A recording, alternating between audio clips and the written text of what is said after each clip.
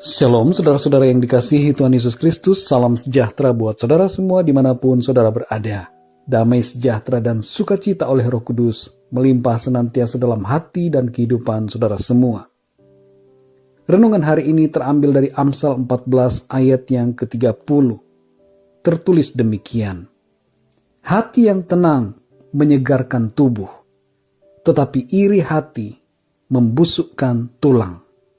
Kemarin kita belajar dari firman Tuhan agar jangan iri hati kepada orang-orang berdosa.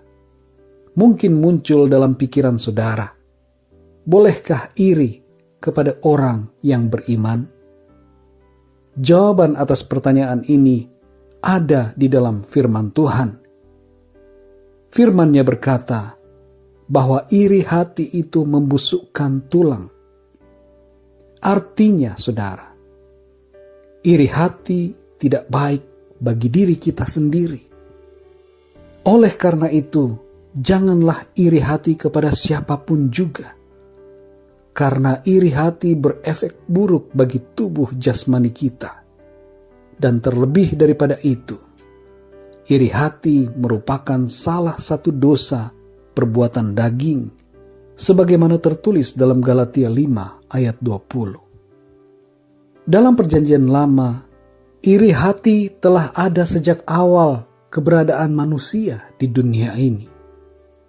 Kain iri hati kepada Habel adiknya sendiri, sehingga ia membunuhnya.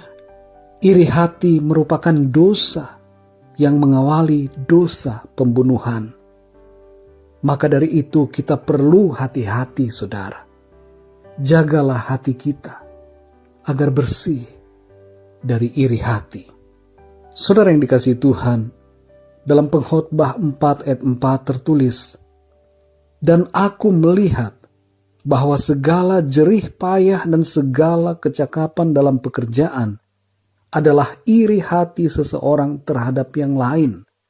Ini pun kesia-siaan dan usaha menjaring angin. Ternyata, saudara, rata-rata manusia berjerih payah dan bekerja dengan latar iri hati kepada orang lain. Kita berusaha mencapai apa yang dicapai oleh orang lain. Kita tidak mau kalah. Kita ingin diakui. Itu sebabnya kita melakukan usaha mati-matian untuk mengejar hal-hal yang semu itu.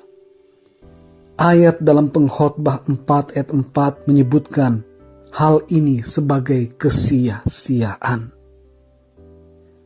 Banyak orang yang iri hati ketika melihat temannya atau seseorang memposting status dan foto di sosial media yang menunjukkan suatu pencapaian atau membeli barang baru, lagi traveling atau sedang makan di restoran, sehingga mengakibatkan ketidakbahagiaan. Hati menjadi sedih, marah, pikiran stres, galau, bahkan depresi, karena tidak bisa seperti mereka. Mengapa, saudara, kita sering berputar-putar dalam hal ini? Iri hati, kemudian marah karena ingin menyamai orang lain. Melihat orang lain punya barang yang lebih mahal, kita menjadi tidak bersyukur dengan barang yang kita miliki. Melihat orang lain menikah, kita menjadi tidak bersyukur dengan kesendirian kita. Banyak orang yang ketika jomblo ingin menikah, tetapi ketika sudah menikah malah ingin jadi jomblo lagi.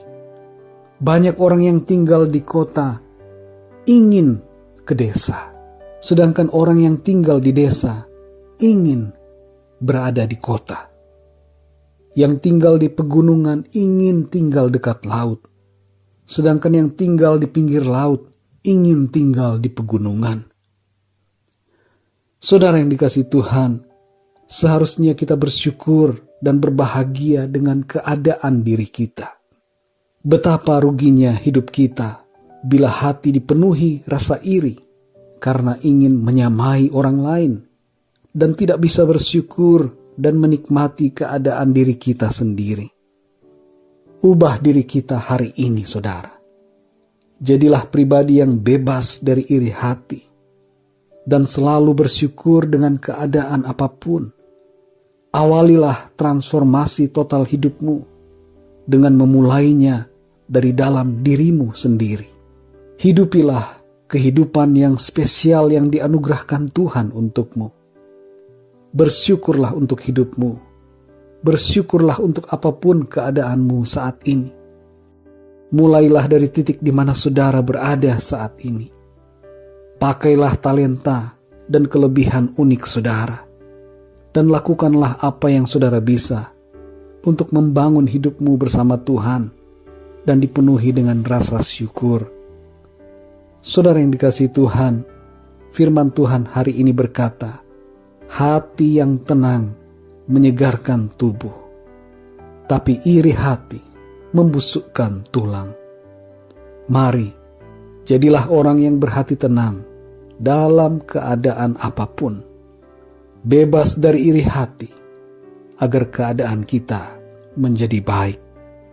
Bersyukurlah kepada Tuhan dalam keadaan apapun, dan kita akan menjadi pribadi yang selalu berbahagia dan bersuka cita di dalam Tuhan. Mari kita berdoa. Bapa di sorga, terima kasih untuk firman-Mu.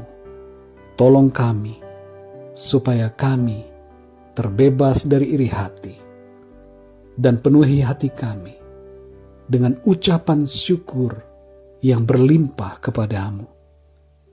Buatlah hati kami tenang ya Tuhan, penuhi dengan damai sejahtera surgawi dan sukacita yang daripadamu, supaya dalam keadaan apapun kami tetap tenang dan tidak ada iri hati di dalam kami.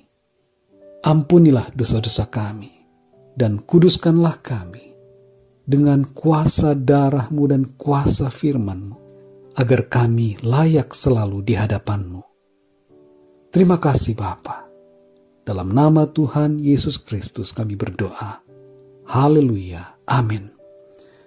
Puji Tuhan, saudara yang dikasihi Tuhan, saya percaya firman Tuhan menjadi kekuatan buat setiap kita, dan Roh Kudus akan memberikan hikmat dan pengertian untuk kita dapat memahami kebenaran firman Tuhan.